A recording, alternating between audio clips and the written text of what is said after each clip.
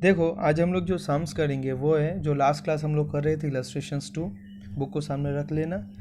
वही सम्स को हम लोग अच्छी तरीके से कंसेप्चुअली आहिस्ते आहिस्ते समझ के करेंगे। ठीक है, तो क्या है इलस्ट्रेशंस 2। फर्स्ट ट्रांजेक्शन्स क्या है देख लेते हैं। पास journal entries of Raman for the following transactions. इस जगह पे जितना भी ट्रांजेक्शन्स है वो किसका है, रमन के साथ जो ट्रांजेक्शन्स हुआ है।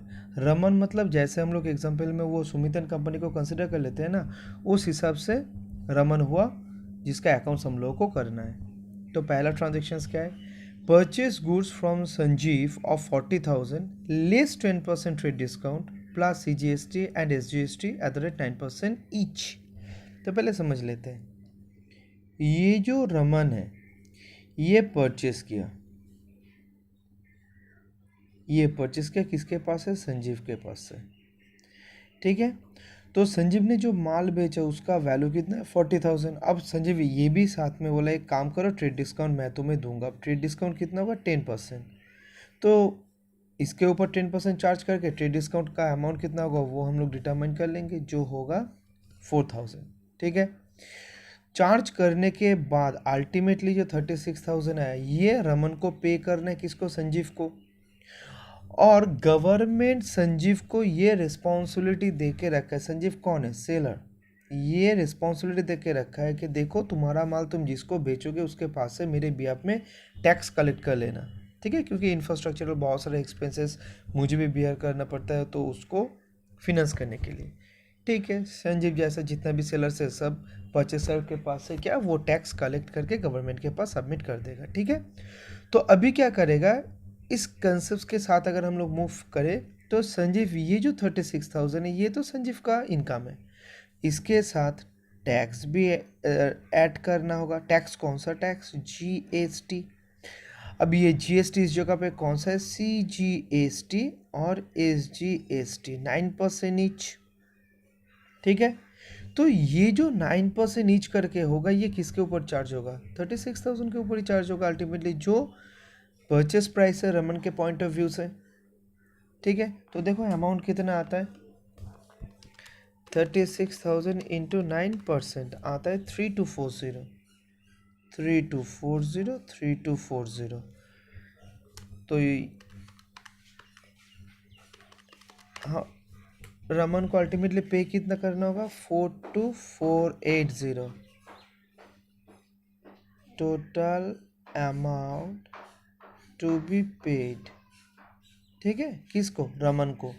देखना अगर कोई चीज़ तुम ऑनलाइन खरीदोगे या तो फिर कोई जगह से खरीदोगे तो अल्टीमेटली उसका कंप्यूटेशन, अगर इन्वर्स देखोगे तो ऐसे ही कंप्यूटेशंस रहते हैं उस जगह पे, थोड़ा देख लेना। अच्छा, एक चीज़ इस जगह पे मैं बोलना चाहता हूँ, याद रखना ये जो टैक्स है ना, टैक्स किसके ऊपर हम लोग चार्ज करेंगे, वही अमाउंट के ऊपर चार्ज करेंगे जो अमाउंट डिटरमाइंड हुआ है आफ्टर डिडक्शंस ऑफ TD और CD। ये जो टैक्स चार्ज करना हम लोगों को वो वही अमाउंट के ऊपर चार्ज करना जो अमाउंट आया कहाँ से, TD और CD, ट्रेड डिस्काउंट और कैश डिस्काउंट माइनस करने के बाद जो अमाउंट आएगा उस अमाउंट के ऊपर ही टैक्स का जो परसेंटेज होगा वो हम लोग चार्ज करके टैक्स का अमाउंट को डिटरमाइन करेंगे और टोटल करके इनवर्स प्राइस डिटरमाइन करेंगे। तो इस जगह पे कैश डिस्काउंट नहीं है, इस कारण के लिए हम लोग कैश डिस्काउंट माइनस कर नहीं पाए। अगर कोई ट्रांजेक्शन्स में रहा तो TD के बाद कैश डिस्काउंट माइनस होगा, तब जाके तुम GST का परसेंटेज चार्ज करके माइनस करके जो अमाउंट आएगा उसके ऊपर चार्ज करके GST का अमाउंट तुम डिटरमाइन कर सकते हो। याद रखना ये सब चीज़। ठीक है, तो आया कितना 42,480। अब देखो कितना अकाउंट हम लोग को ओपन करना है, किसके पॉइंट ऑफ व्यू से हम लोग अकाउंटिंग कर रहे हैं, रमन के पॉइंट ऑफ व्यू से। तो इसलिए एक तो आएगा परचेज जो है ये वाला अमाउंट, ये है परचेज अकाउंट, जो परचेज किया रमन ने उसका प्राइस कितना 36,000। कभी कभी मत बोलना कि 42,480, तो इसके अंदर में तो ये टैक्स इंक्लूडेड है। और हम लोग जानते हैं कि गवर्नमेंट को जो टैक्स दिया जाता है या तो फिर ड्यूटी दिया जाता है, अगर उसका बेनिफिट हम लोगों को मिलेगा बाद में जाके तो वो कभी भी कॉस्ट ऑफ गुड्स के अंदर वो इंक्लूड नहीं होता है। इसलिए ये जो 6480 है दोनों मिला के, तो इसका तो बेनिफिट बाद में जाके हम लोगों को मिल जाएगा, इसलिए ये कभी भी कॉस्ट ऑफ परचेज या तो फिर कॉस्ट ऑफ गुड्स के अंदर में कभी भी नहीं आएगा, ठीक है। हाँ, अगर मान लो गवर्नमेंट ये बोल देता है कि ये जो आपने टैक्स दिया परचेज के समय, that is input CGST SGST, इसका बेनिफिट आपको बाद में जाके नहीं मिलेगा, तब तुम लोग क्या करते? तब रमन क्या करता? थोड़ी ना खुद के पॉकेट से ये दे देता। रमन क्या करता? पहले ये 3240 गवर्नमेंट को देता, दैट इज संजीव के थ्रू। बाद में यही 6480 उसका जो कॉस्ट प्राइस है उसके अंदर इंक्लूड करके वो सेल के थ्रू रिकवरी करके ले आता। कोई भी खुद के पॉकेट से गवर्नमेंट को कुछ नहीं देता है, ठीक है। अल्टीमेटली जो बायर है, कंज्यूमर है, उन्हीं लोगों को अल्टीमेटली सब टैक्स, ये जो इनडायरेक्ट टैक्स होता है बाद में हम लोग डिस्कस करेंगे क्या डायरेक्ट होता है क्या इनडायरेक्ट होता है, बाद में उन्हीं लोगों को, दैट इज हम लोगों को एंड कंज्यूमर को बेयर करना पड़ता है। जो भी हो इस जगह पे थोड़ा देख लेते हैं। ये जो 3240 CGST SGST ये तो बाद में जाकर बेनिफिट मिल जाएगा किसको? रमन। इसलिए रमन कभी भी इसको कॉस्ट ऑफ परचेस के अंदर इंक्लूड कर नहीं सकते, इसलिए परचेस का अमाउंट कितना होगा? 36,000, ठीक है। अच्छा, और ये मैं मान लेता हूँ कैश वर्ड किसी जगह पे नहीं है, इसलिए ये मान लेता हूँ ये क्रेडिट ट्रांजेक्शन्स है, इसलिए पार्टी नेम भी आएगा। तो ये एक अकाउंट, ये दूसरा अकाउंट, और जो गवर्नमेंट है, गवर्नमेंट को किसको कौन रिप्रेजेंट कर रहा है? GST रिप्रेजेंट कर रहा है, तो ये तीसरा अकाउंट आ जाएगा, ठीक है। अब इसका जर्नल, पहले अकाउंट वर्ड सिलेक्टेड कर लेते हैं, तो पहले आएगा परचेज अकाउंट, अच्छी तरह से समझना ये चीज़ को, ठीक है। उसके बाद आएगा संजीव अकाउंट, उसके बाद आएगा GST। अब ये कौन सा GST? Input GST। क्यों इनपुट GST? क्योंकि हम लोग को पता है इनपुट वर्ड आता है गुड्स के मूवमेंट के ऊपर बेस करके। अगर बिजनेस के तरफ आया goods, that is on purchase के समय अगर तुम GST पे कर रहे हो तो गुड्स तो आ रहा है ना, तो उस समय जो GST तुम पे करोगे उसका नाम होगा इनपुट GST। तो इनपुट GST मतलब ही होता है tax paid at the time of purchase, ठीक है। और जब सेल के समय तुम GST कलेक्ट करोगे उसका क्या नाम होगा? Output GST। क्यों? क्योंकि जो गुड्स है वो बिजनेस से बाहर की तरफ वो जा रहा है, ठीक है। अच्छा, तो purchase nominal, nature of account determine करो, अब गोल्डन रूल अप्लाई करो, एक्सपेंस उस हिसाब से आ जाएगा ये डेबिट। अमाउंट कितना होगा? ऑब्वियसली 36,000, ठीक है। और संजीव जो नेचुरल पर्सनल अकाउंट है वो बेच रहा है, दैट इज वो क्या है? गिवर है। इतना ईजी है, अगर कंसेप्चुअली मूव करोगे ना तो जर्नल में और कुछ नहीं है। गिवर अगर होगा तो क्या होगा? क्रेडिट होगा। देखो उसको कितना देना है, उसको तो पूरा ही देना है ना, 42,480, तो इसलिए वो अमाउंट इस जगह पे लिख दो। अब ये जो GST, जो इनपुट GST है, अब ये क्या है? ये रमन जब पेमेंट करेगा 42,480 का, तब इसमें जो इंक्लूडेड है ये दोनों अमाउंट, ये किसके लिए? गवर्नमेंट के लिए। तो रमन ये कंसिडर कर लेगा कि मैं जब ये अमाउंट पे करूंगा तब ये दोनों अमाउंट मैं गवर्नमेंट को पे कर रहा हूँ, ठीक है। तो ये जो GST इनपुट है ये हम लोग बोल सकते हैं रिप्रेजेंटेटिव पर्सनल अकाउंट किसको रिप्रेजेंट कर रहा है? गवर्नमेंट को रिप्रेजेंट कर रहा है। तो गवर्नमेंट क्या होगा? रिसीवर। तो रिसीवर होगा तो क्या होगा? डेबिट। अमाउंट कितना आएगा? 6480। बस हम लोग के पास अकाउंट है, क्या करना है वो भी पता है और कितना अमाउंट से करना है वो भी पता है, तो अब जर्नल पास कर दो। Purchase account debit, input CGST account debit, input SGST account debit to Sanjeev. Amount कितना आएगा? 36,000। इस जगह पे आएगा 3240 और सब मिला के आएगा 42,480। अब नेशनल लिख देना, हो गया पहला का जर्नल। तो अगर ऐसे समझ के करोगे ना, अगर चीज़ को अगर एनालिसिस कर लोगे कि क्या हुआ है एक्चुअली, तो ये सब चीज़ जर्नल पास करना कोई डिफ़िकल्ट वाला काम ही नहीं है। इसलिए पहले सिचुएशंस को अच्छी तरीके से समझना होगा, ठीक है। चलो एक काम करते हैं, अब सेकेंड कर लेते हैं, जो ट्रांजेक्शन से देख लेते हैं क्या है। Purchase goods from Vijay of ₹60,000 less 10% trade discount plus CGST SGST 9% each paid by cheque. अच्छा, ये कैश ट्रांजेक्शन है, सेम है। इस जगह पे संजीव आया था, इस जगह पे बैंक आ जाएगा, तो दोनों का कैलकुलेशन से सेम ही होगा। ठीक है, मैं दिखाई देता हूँ, पूरा समझ कर लेता हूँ थोड़ा। तो इस जगह पे थोड़ा कैलकुलेशंस दिखा देते हैं। अमाउंट कितना था? 60,000। ठीक है, इसमें से ट्रेड डिस्काउंट कितना है? 10%। तो 6,000 माइनस कर लो, आएगा कितना? 54,000। और ये जो सम्स में, इसमें भी कैश डिस्काउंट नहीं है, इसलिए वो माइनस भी नहीं होगा। तो इसके ऊपर हम लोग क्या कर देंगे, जो CGST और SGST वो चार्ज कर देंगे। इसका रेट कितना है? ये भी 9% ईच है। तो 54,000 इंटू 9% ईच, दैट इज 4860। ठीक है, इंटू 2 प्लस 54,000 आ रहा है कितना? 63,720। ये टोटल अमाउंट जो पे करना है। ठीक है, अच्छा, तो अब हम लोग जर्नल कर लेते हैं। और ये कैश ट्रांजेक्शन्स हुआ, इसलिए क्या आएगा? बैंक आएगा, एक बैंक अकाउंट। ठीक है, अब बैंक और क्या होगा? पार्टी नेम नहीं आएगा। और ये भी क्या हो रहा है? परचेज हो रहा है, जिसका अमाउंट ये है। और ये क्या है? Input GST। ठीक है, तो कर लो जर्नल। बैंक आएगा, उसके बाद परचेज। ठीक है, बैंक हम लोगों को पता ही है ये क्रेडिट होगा, क्योंकि गिवर है, मैं लिख नहीं रहा हूँ पूरा। और परचेज अकाउंट जो होगा वो डेबिट होगा, क्योंकि एक्सपेंसेस है। और जो इनपुट GST मैं लिख रहा हूँ, बाद में जब जर्नल पास करूँगा तब CGST SGST बोल के लिखूँगा। ये क्या होगा? जब पेमेंट होगा तो ऑब्वियसली रिसीवर ही होगा। तो अगर रिसीवर होगा तो क्या होगा? डेबिट होगा। जर्नल सेम ही होगा। तो क्या आ रहा है? परचेज अकाउंट डेबिट बोल के कितना आएगा? 54,000 input CGST account debit, input SGST account debit to bank.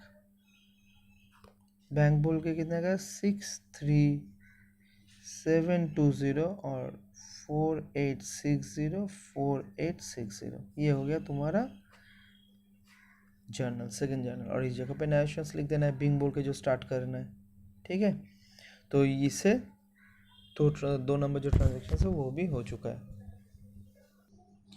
अब थर्ड जो ट्रांजेक्शन है वो कर लेते हैं। Purchase goods from Hari of ₹1 lakh less 10% trade discount plus CGST and SGST @ 9% each paid by check immediately and availed 2% cash discount. तो इसको पहले समझो। परचेज गुड्स, तो रमन के पॉइंट ऑफ व्यू से सोचना है।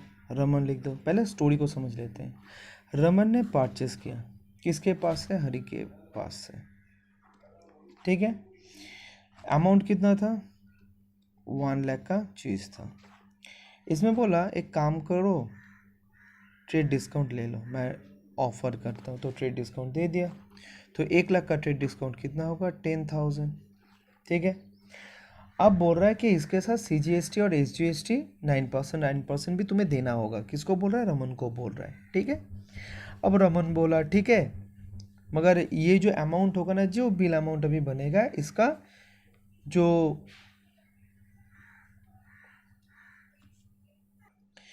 जो आएगा वो मैं अभी के अभी मैं पेमेंट कर दूंगा। वही बोल रहा है, देखो, पेड बाय चेक इमीडिएटली, अभी मैं पेमेंट कर दूंगा वो चेक के थ्रू। तो मुझे कुछ डिस्काउंट आपको देना होगा इस कारण के लिए, क्योंकि मैं प्रॉम्प्ट पेमेंट कर रहा हूँ, अभी के अभी पेमेंट कर रहा हूँ। तो इसके लिए एक्स्ट्रा तो कुछ फैसिलिटी मुझे चाहिए, नहीं तो मैं 10 दिन 15 दिन आपको मैं पेमेंट करूँगा। तो हरी ने बोला नहीं नहीं नहीं, कोई बात नहीं, अभी अगर आप पेमेंट कर देंगे तो 2% डिस्काउंट मैं आपको अभी के अभी दे दूँगा। तो रमन बोला ठीक है, आप बिल बनाइए, तो मैं अभी आपको जितना बिल अमाउंट होगा इंक्लूडिंग GST मैं पेमेंट कर दूंगा आपको। तो हरी ने क्या किया?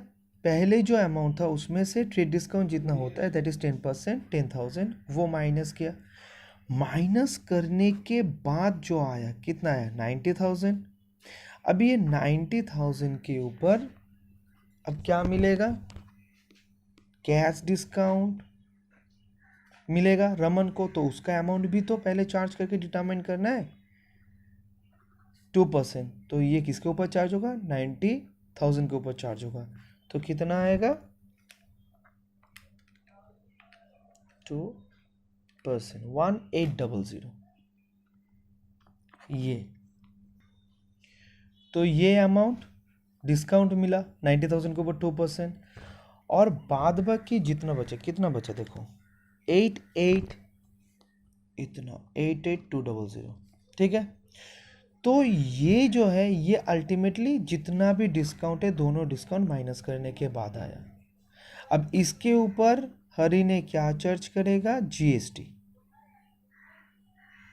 ठीक है, सीजीएसटी और एसजीएसटी कितना करके वही 9% ईच, तो 9%, 9%।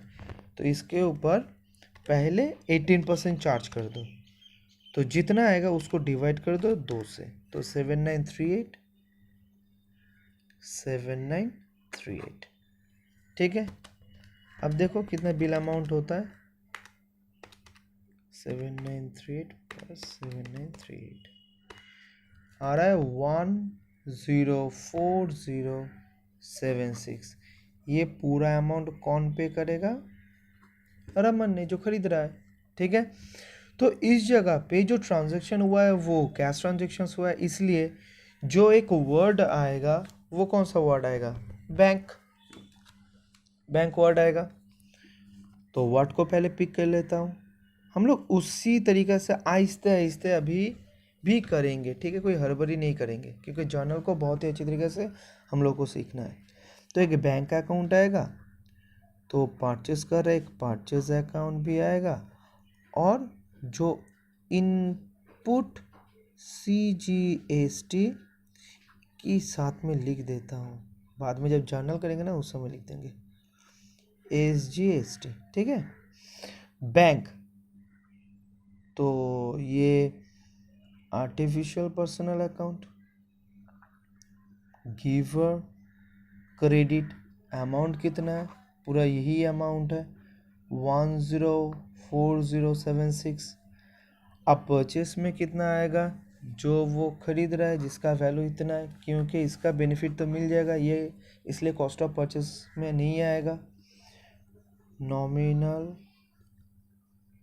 एक्सपेंस डेबिट 88200, और इनपुट सीजीएसटी ये आरपी है, गवर्नमेंट को रिप्रेजेंट कर रहा है, तो पेमेंट कर रहा है, जो पेमेंट कर रहा है 1040, कौन, रमन पे कर रहा है ना 104076, किसको, हरी को। तो इसमें से ये जो अमाउंट इंक्लूड है जीएसटी वाला, ये किसके पास चला जा रहा है, गवर्नमेंट के पास, तो गवर्नमेंट रिसीवर है, इसलिए रिसीवर, और आरपीए पर्सनल अकाउंट अगर रिसीवर हुआ तो डेबिट आएगा। अमाउंट कितना कर लेते हैं 7938 इंटू 2, 15876, ठीक है। अब जर्नल बना लो, हो गया। तो purchase account debit, input CGST account debit, input SGST account debit to bank. Amount कितना है, बैंक में आ जाएगा 104076, इस जगह पे आ जाएगा 88200, और इस जगह पे 7938, ठीक है, बस हो गया। और इस जगह पे नेशंस लिख देना है। तो ये जो सम्स है, इस सम्स से हम लोग को ये कंसेप्ट बहुत ही अच्छी तरीके से समझ में आया, और कैलकुलेशंस भी समझ में आया कि कैलकुलेशंस कैसे करना है जिस ट्रांजेक्शन्स में ट्रेड डिस्काउंट और कैश डिस्काउंट दोनों ही रहेगा। तो पहले क्या होगा, ट्रेड डिस्काउंट माइनस होगा, क्योंकि पहले तो कस्टमर्स आएगा ना वो एडवर्टाइजमेंट देख के कि इतने एक लेंगे 100 तो दो लेंगे 150, तो वो जो डिस्काउंट वही तो ट्रेड डिस्काउंट होता है। पहले वो देख के कस्टमर लोग आएंगे, तो पहले ट्रेड डिस्काउंट मिलेगा, उसके बाद कैश को जल्दी से जल्दी रिकवरी करने के लिए बाद में वो कैश डिस्काउंट आता है। तो इसलिए ट्रेड डिस्काउंट माइनस करने के बाद जो बैलेंस बचेगा उसके ऊपर ये कैश डिस्काउंट का परसेंटेज चार्ज करके कैश डिस्काउंट का अमाउंट डिटरमाइन करना होगा। और अल्टीमेटली ये भी माइनस करके जो आएगा, ये एक जो परचेजर है इसको कितना पेमेंट करना है, किसको, सेलर को, उसको कितना पेमेंट करना है वो डिटरमाइंड होगा। उसके साथ ये भी आएगा कि गवर्नमेंट को भी कितना पेमेंट करना है परचेजर को, तो वो भी डिटरमाइंड होगा किसके ऊपर चार्ज करके, इसके ऊपर चार्ज करके। ठीक है, ठीक है, net of amount of purchase. ठीक है, तो ये करके टोटल अमाउंट इतना देना है परचेसर को। ठीक है, ये कंसेप्ट बहुत अच्छी तरीके से क्लियर हो चुका है। अब 4 ट्रांजेक्शन्स, 4 नंबर ट्रांजेक्शन्स देखो क्या है। Purchase goods from Tarun of ₹1 lakh less 10% trade discount plus CGST and SGST at the rate 9% each. ये तो सेम ही है, पहले का जैसा ही है, मगर बाद में इसका चेंजेस है। Paid half the amount by cheque immediately and avail 2% cash discount. जो थर्ड ट्रांजेक्शन था उसमें क्या था, बाद में जाके पूरा ही पेमेंट हुआ है, मतलब जब ट्रांजेक्शन हो रहा था उस समय पूरा पेमेंट हुआ है, दैट इज हम बोल सकते थे कंप्लीट कैश ट्रांजेक्शंस। मगर इस जगह पे जो कैश ट्रांजेक्शन हो रहा है वो हाफ, और बाद बाकी जितना पोर्शन है वो बाद में वो पेमेंट करेगा। कौन, रमन, किसको, तरुण। थोड़ा एक बार एक काम कर लेते हैं, इसको भी अच्छी तरीके से पहले स्टोरी को समझ लेते हैं। तो रमन खरीद रहा है, परचेस कर रहा है, किसके पास से, तरुण के पास से। सुनना बहुत अच्छी तरीके से, देखना इसके कैलकुलेशंस को।